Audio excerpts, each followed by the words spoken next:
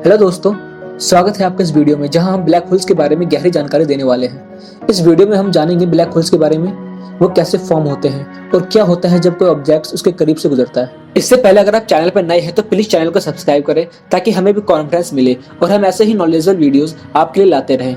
तो चलिए शुरू करते हैं। सबसे पहले चलिए हम जानते हैं ब्लैक होल्स आखिर कहते किसे हैं। ब्लैक होल का पता पहली बार 1916 में एल्बर्ट आइंस्टीन ने लगाया था जब उन्होंने अपनी थ्योरी ऑफ रिलेटिविटी दी थी। लेकिन इसके बारे में सही जानकारी 1960 में मिली जब साइंटिस्ट ने इसके एग्जिस्टेंस को कंफर्म किया। ब्लैक होल स्पेस में एक ऐसा रीजन है जहां ग्रेविटेशनल पुल इतना ताकतवर होता है कि कोई भी ऑब्जेक्ट, चाहे वो लाइट हो या कुछ और, उससे बाहर नहीं निकल सकता।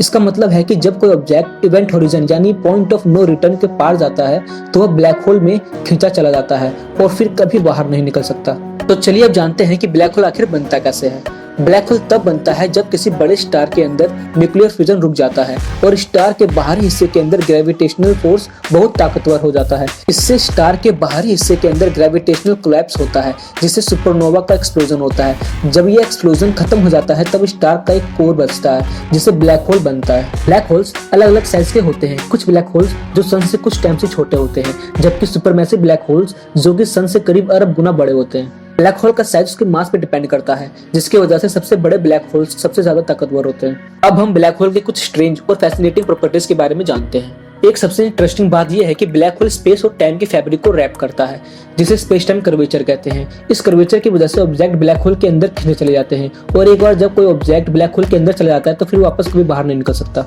ब्लैक होल की एक और अजीब प्रॉपर्टी है कि वो रेडिएशन एमिट करता है, जिसे हॉकिंग रेडिएशन कहते हैं, जिसका नाम उन फिजिसिस्ट के नाम पर रखा गया है जिसने इसके एग्जिस्टेंस को पहले प्रेडिक्ट किया था। इस रेडिएशन का production vacuum of space time में बनने वाले वर्चुअल पार्टिकल्स के स्प्लिटिंग से होता है, जहां एक पार्टिकल्स ब्लैक होल में गिर जाता है और दूसरा एस्केप कर जाता है, जिसकी वजह से ब्लैक होल का एनर्जी लॉस होता है और ये स्लोली इवोपोरेट हो जाता है। ब्लैक होल का एक और ड्रामेटिक इफेक्ट होता है स्पैगेटिफिकेशन, जो तब होता है जब कोई ऑब्जेक्ट ब्लैक होल के करीब आता है।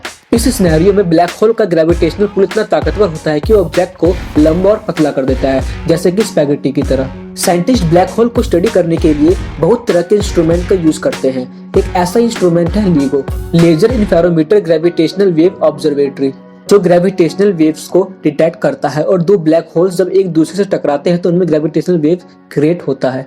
LIGO के द्वारा इस तरह के इवेंट्स को डिटेक्ट किया जाता है। ब्लैक होल के पास इतना ज्यादा ग्रेविटी होता है कि वो टाइम को भी अफेक्ट करता है। इसका मतलब है कि अगर आप ब्लैक होल के पास जाएंगे तो आपके वॉच की टाइम बहुत ज्यादा फास्ट हो जाएगा। इसे ब्लैक होल टाइम मशीन भी कहा जाता है। साइंटिस्ट अभी भी ब्लैक होल की मिस्ट्रीज को अनरिवल करने की कोशिश कर रहे हैं और उनके नेचर के बारे में फंडामेंटल क्वेश्चंस के आंसर्स ढूंढने की कोशिश कर रहे हैं।